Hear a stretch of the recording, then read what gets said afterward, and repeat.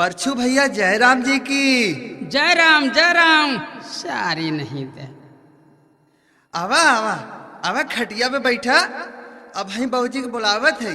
ए भौजी, भौजी रे, ए भौजी तोर चिथरू भैया आयल है।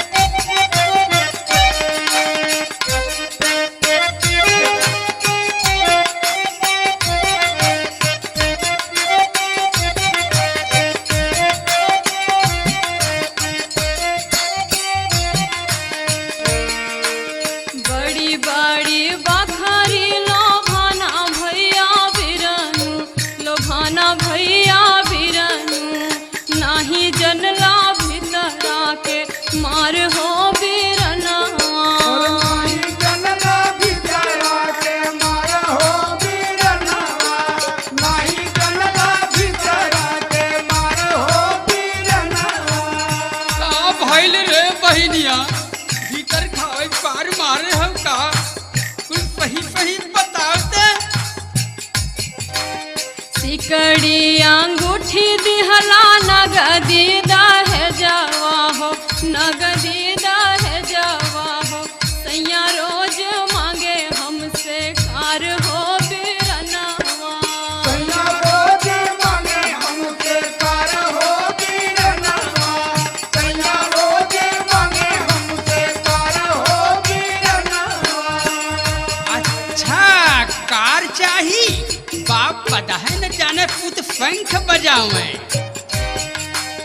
ससुई ननदिया ना सीधे मुँह बोले कोई, सीधे मुँह बोले कोई। बोली से करे जा दहली हार हो बीरनवा। अरे बोली से करे जा दिहली पार हो बीरना, बोली से करे जा दिहली पार हो बीरना।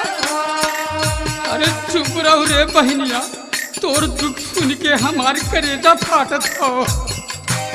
तोहरा से अपन दुख केतना बताई भैया, केतना बताई भैया।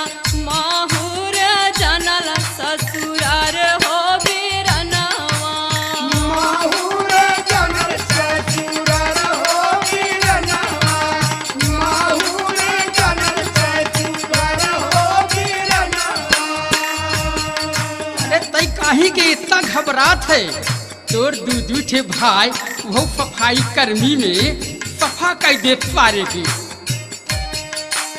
बाबू से बताई दी हाँ, माई से छुपाए रहिया, माई से छुपाए रहिया। पपिया जानला दई है मार हो बीरनवा। पपिया जनल दई है मार हो बीरना, पपिया जनल दई है मार हो बीरना। अरे बहनिया कहाँ हो पार? जल्दी बताओ, अब हम सारे के मुँह आ गई हम। अपने बहिनिया से तोह के जो प्यार होखे, तोह के जो प्यार होखे।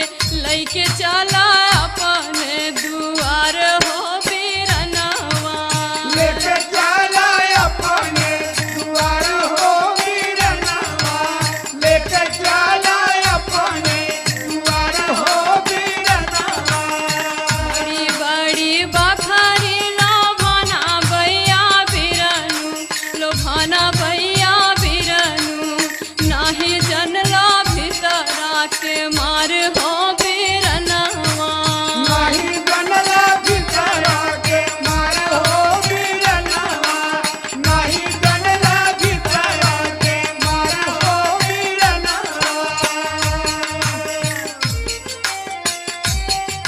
चल बहनिया अब है चल, कौनो मुरवत ना हो। गया कभी से समझ के अनिल लहरी और तारक भैया के लिया के दीवानी में दहेज का मुकदमा ठोक दी। जब पकड़ पकड़ जेल गई हैं तब मालूम पड़ी कि दहेज मांगब कितना बड़ा पाप हो, अपराध हो। चल चल तुम्हारे साथ चल वहां।